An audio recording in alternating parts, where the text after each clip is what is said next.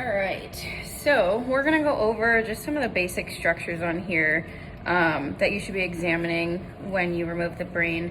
So we've taken out the brain here. This is one from anatomy lab dissection. So obviously this is pretty fixed.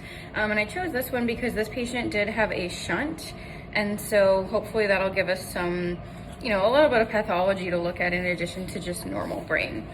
So starting with the base of the brain, so when you get this out, you want to obviously examine the whole outside surface, see if you find anything abnormal.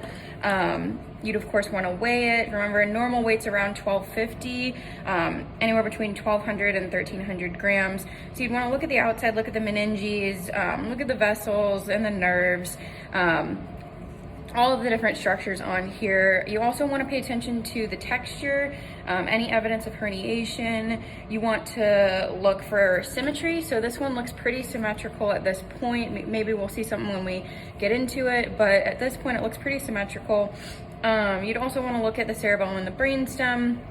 For these structures, the main things you want to look at, you want to look at the cranial nerves. I don't think it's that pertinent to be able to identify every single cranial nerve. I think it's cool, but we're not going to go through it because it's really not that pertinent for our purposes today.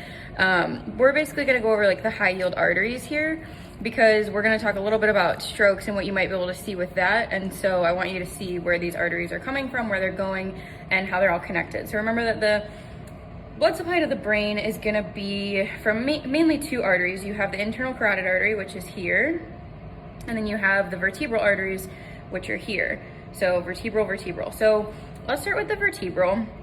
So remember, the vertebral artery is a branch of the subclavian artery. It's going to come up through the transverse foramen on the cervical vertebrae, and then they're going to come together here to form the basilar artery. So back down to the vertebral, we're going to first have this little branch that comes off of it. It's really small. Usually it's this little guy here and here, and this is your posterior inferior cerebellar artery, or you can remember it as PICA, P-I-C-A, so posterior inferior cerebellar artery.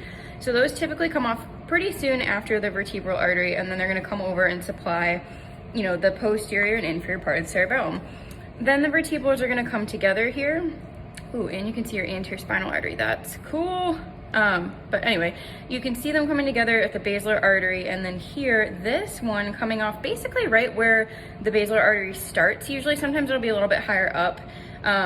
This is going to be your anterior inferior cerebellar artery, so AICA, A-I-C-A. So here, and then this is pretty cool. You can see on this side, it's a little bit higher up coming off. So this isn't perfectly symmetrical. It's probably just anatomic variation, nothing significant, but that's kind of cool to see. So we've got anterior inferior cerebellar, posterior inferior cerebellar arteries. Then as we're traveling up the basilar artery a little bit farther, you're going to see a lot of little branches coming off. If I get this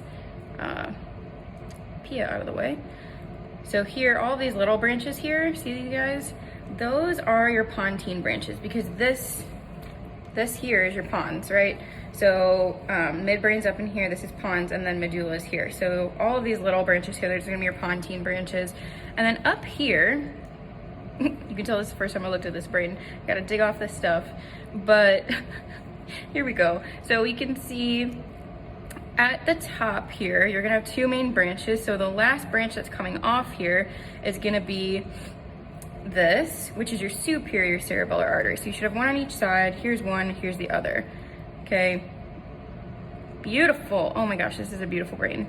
So we've got superior cerebellar artery right at the top of the pons here. And then the basilar artery is going to split into its two terminal branches, which are going to be your posterior cerebral arteries. So here and here. And then the posterior cerebral artery is going to kind of dive deep and back in here to go supply the posterior parts of the cerebrum. So you can see it diving back here and here.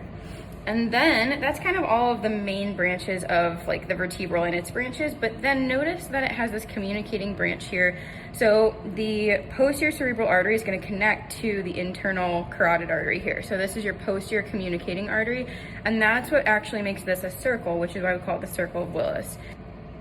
Here and here, those are your posterior communicating arteries connecting the posterior cerebral arteries and the internal carotid arteries. Okay, then the internal carotid artery, that's gonna have a couple branches too. So here, the internal carotid artery is going to first split into these two branches here. So this one is gonna be your anterior cerebral artery, and this one is gonna be your middle cerebral artery. Now you do also have ophthalmic artery coming off of here, but that's not really, our concern for our purposes today. So here we can follow the middle cerebral. Ooh, it's so pretty. We can follow the middle cerebral out to the side. So notice the middle cerebral is coming out.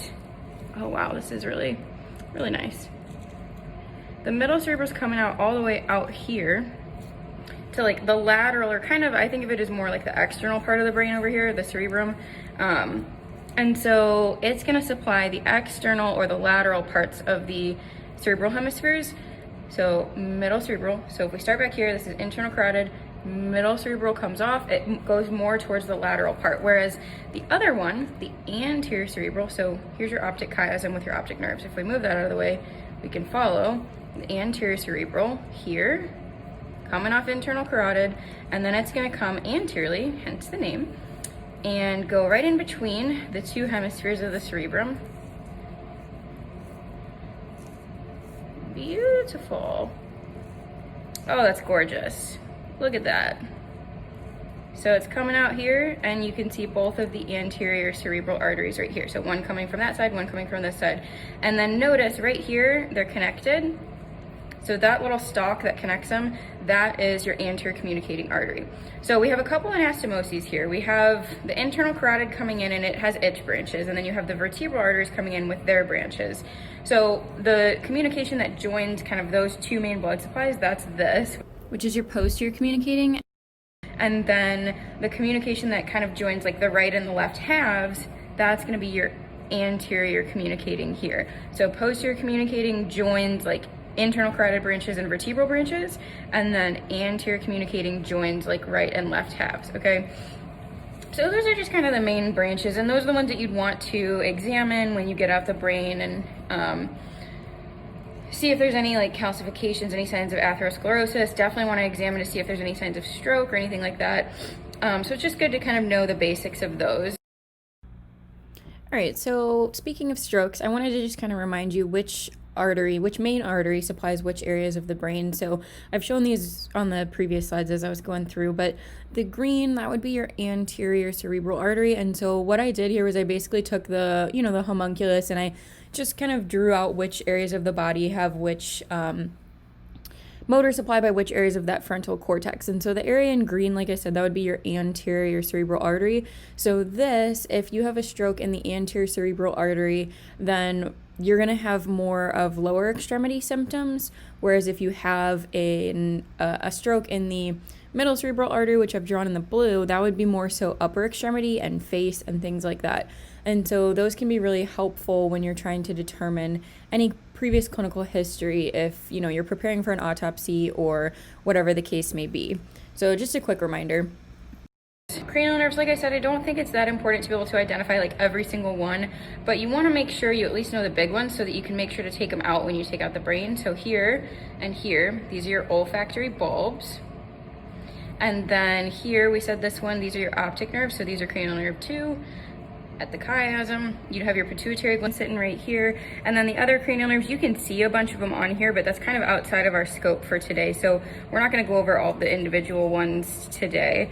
But after you kind of inspect all of these, you wanna check, see if you see any signs of atherosclerosis, any signs of any stroke or anything abnormal, and note that. But when you're ready to go ahead and cut the brain, where are you gonna do that? So our next step, after we've done our whole external exam of the brain and it's fixed and we're ready to go, we're gonna go ahead and separate the cerebrum and the cerebellum. So you wanna do that right in here at the level just under these guys. So these little bumps here, these are the mammillary bodies, and you wanna cut just inferior to that, and you wanna go straight across, because you don't wanna cut through the mammillary bodies, but if you cut just inferior to them, you're gonna cut like right at the level of the cerebral peduncles, which are kind of like right where the cerebellum and brainstem attach to the cerebrum. So we're gonna go ahead and cut up in here straight across, and then we'll go ahead and section the cerebrum and then the cerebellum. Okay, so I know that was a lot, so here's just kind of a summary here.